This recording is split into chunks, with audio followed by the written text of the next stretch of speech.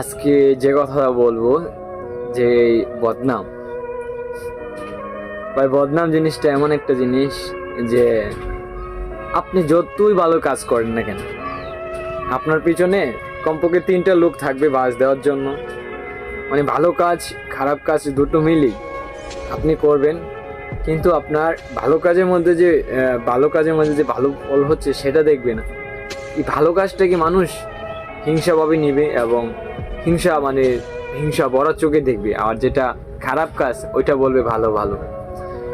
তো যে কথা বলি, আজকাল সমাজে সমাজ আর গ্রামে শহরে মানুষের শত্রু।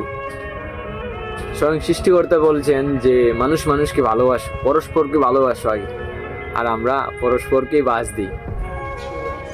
আজব দুনিয়া। তো যে কথা বলি, নিজের খাইয়া নিজের বাপেরটা খাইয়া কারো বাস দেওয়া, কারো বদনাম এটি করে তো আমগো লাভ নাই। যার যার কর্ম নিয়ে ব্যস্ত থাকুন, যার যার সংসার, যার যার ফ্যামিলি, যার যার দায়িত্ব নিয়ে ব্যস্ত থাকুন। মনে করি এটাই ভালো।